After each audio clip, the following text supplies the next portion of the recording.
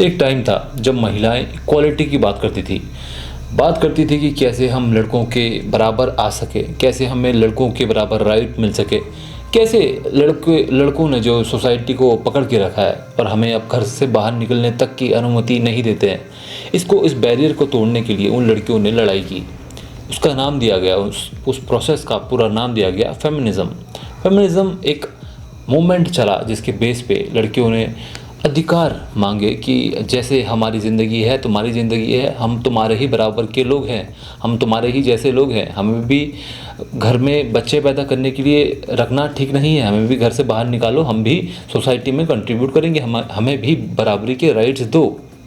तो फेमिनिज़म एक बहुत ही अच्छा मूवमेंट था। आज भी दुनिया में बहुत ज़्यादा जगहें ऐसी है जहाँ जेन्युइनली फेमिनिज़म की ज़रूरत है। कोई भी समाज में किसी का भी राज हो, कैसे भी टाइप के लोग रहते हो, कोई भी रिलीजियस कैसा भी कोई ग्रुप हो, वहाँ पे सारे लोग अच्छे नहीं होते, कुछ लोग बुरे निकल जाते हैं। अब वो परसेंटेज देखा जाता है कि कितना ज़्यादा परसेंटेज प्रदूषित हो चुका है, तो उसके बेसिस पे बोला जाता है कि अब ये ग्रुप और ये आइडियोलॉजी आउटडेटेड हो चुकी है। तो जैसे लड़कों का पैट्रियार्की समाज चल रहा था, तो उन्होंने काफ़ी सारे रूल्स अपने हिसाब से बनाए, अपने हिसाब से मैनिपुलेट किए और अपने फ़ायदे के लिए यूज़ किया उनको, तो अपनी धाक जमाने के लिए यूज़ किया। वैसे ही आज के टाइम पे काफ़ी सारी फेमिनिस्ट उनको कहा जा सकता है, स्यूडो फेमिनिस्ट भी कह सकते हैं। उनका मानना ये है कि हमें सारी सोसाइटी के राइट चाहिए, सारी सोसाइटी के कुछ नियम कानून हमें स्पेशल ट्रीटमेंट चाहिए। कहने को हम बराबरी के दर्जे वाले लोग हैं, हमें बराबरी का दर्जा हम सोसाइटी को कंट्रीब्यूट करते हैं, और चिंदी चीज़ों में, छोटी छोटी चीज़ों में उनके अलग ही नखरे निकल कर आते हैं। उसी छोटी छोटी चिंदी हरकतों में से भी एक चिंदी हरकत इन्होंने ऐसे निकाली, पेइंग ऑन फर्स्ट डेट।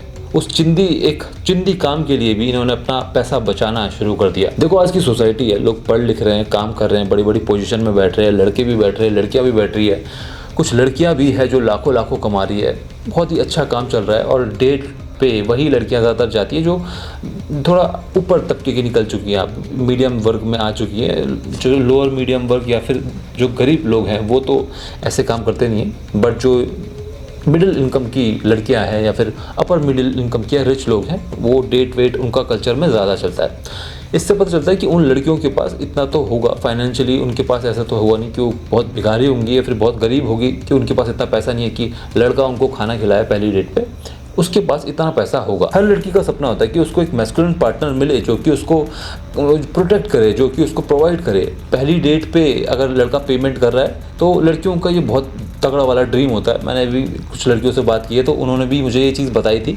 कि लड़कियों को ये चीज़ बहुत ही अच्छी लगती है, एटलीस्ट पहली डेट में लड़का पे करे। अब आखिर वो लड़की है, फ्यूचर में उस लड़के ने ही तो उस लड़की को देखना है, उसको प्रोवाइड करना है, तो पहली डेट में पेमेंट करना तो बनता है पैसे निकलवाने का। ऐसी लड़कियां जो ये बात कहती है, मैं उनको एक ही चीज़ बोलूँगा, आपको न्यू मॉडर्न समाज चाहिए, सब कुछ मॉडर्नाइज करना है, सारे के सारे राइट्स बराबर के चाहिए, लड़कों के बराबर आना है, लड़कों के बराबर कमाना है, सब कुछ सेम चाहिए। पर ये प्रिंसेस ट्रीटमेंट फिर कहाँ से निकल कर आ जाता है? कौन सा पहली डेट में आप एक लड़की कौन सा पहली डेट में एक लड़के को किंग ट्रीटमेंट देती है या अपना हस्बैंड ट्रीटमेंट देती है, कोई स्पेशल ट्रीटमेंट देती है? कौन लड़की होती है वो, क्या देती है पहली डेट में? कौन क्या मिलता है लड़के को? एटलीस्ट पहली डेट तक तो दोनों अनजाने होते हैं, एक दूसरे को नहीं जानते। हाँ, वो बात अलग है कि अगर आप हुकअप की बात कर रहे हो उसको मैं कुछ नहीं बोल सकता हूँ, बट अगर आप रिलेशनशिप में आना चाहते हो, एक परमानेंट रिलेशनशिप में आना चाहते हो, तो पहली डेट तक तो कैजुअल टॉक्स होती है, कैजुअल बातें होती है। पहली डेट में तो लोग एक दूसरे को जानने के लिए, एक दूसरे को पहचानने के लिए मिलते हैं। तो वहाँ पे ये तर्क कहाँ से आ गया कि लड़के को मेरी जिम्मेदारी उठानी है तो वो मेरा पेमेंट करेगा पहली डेट में? मैं अपनी एक बात बताता हूँ, मैं कुछ लड़कियों से बातें करता था तो उन्होंने मुझे ये चीज़ बताई कि हम क्या करते थे कि पहली डेट के बहाने खाना खाने पे गए, और ऐसा नहीं कि वो यही सोचे जाते थे, पर पहली डेट में जैसे खाना वाना खाया, कुछ भी खाया और चले गए घर वापस चले गए और कॉल पे बोल दिया कि नहीं हो पाएगा कुछ भी, या फिर नहीं समझ आया, रिजेक्शन हो जाता है जो। तो ऐसे उन्होंने काफ़ी डेट की, और ऐसे डेट करते करते क्या करते थे, किसी अच्छे रेस्टोरेंट में जाते थे, सोचते थे कि इस रेस्टोरेंट में खाना नहीं खाया तो लड़के को बोलते थे कि वहाँ चलते हैं, वहाँ खाना खाते थे, तो उनको तो फ्री का खाना मिल जाता था। मल्टीपल डेट करते थे, मल्टीपल डेट्स में मल्टीपल लोगों के साथ खाना खाते थे। तो ऐसा नहीं हो सकता कि ऐसा नहीं, मतलब हो, ये नॉर्मल चीज़ है, हो सकती है ये चीज़ है, बहुत ही कैजुअली ये फॉलो कर सकती है लड़कियाँ, जो चिंदी जो बोलते हैं लालची लड़कियाँ, वो फॉलो कर सकती है। तो ऐसा नहीं हो सकता कि पहली डेट में आप लड़की खुद जो लड़की है वो अपने आप को प्रूव करे कि वो इंडिपेंडेंट लड़की है, उसको किसी के पैसों की ज़रूरत नहीं है। अगर एक खुददार लड़की है, एक ऐसी लड़की जो खुद बोल रही है कि मैं तुम पे डिपेंडेंट हूँ, मैं तुम पे डिपेंडेंट रहूँगी जब तुम मेरा पेमेंट करोगे। पहली डेट तो मेरे हिसाब से इस तरह से होनी चाहिए ना कि लड़की बोले कि मैं अपना पेमेंट खुद करना जानती हूँ भाई, मैं अपने खर्चे खुद उठाना जानती हूँ, मैं अपने एक्सपेंसेस खुद उठाना जानती हूँ। और बिलीव मी, एक लड़के को ये चीज़ बहुत ज़्यादा पसंद आती है जब एक लड़का देखता है कि ये लड़की इक्वालिटी की बात कर रही है, 50-50 की बात कर रही है। खुद ही दे दो पेमेंट 50-50 में। अगर आपको इतना चीप लगता है, कुछ लड़के वो लोग होते हैं जिनको 50-50 करना चीप लगता है, खुद ही दे दो पेमेंट।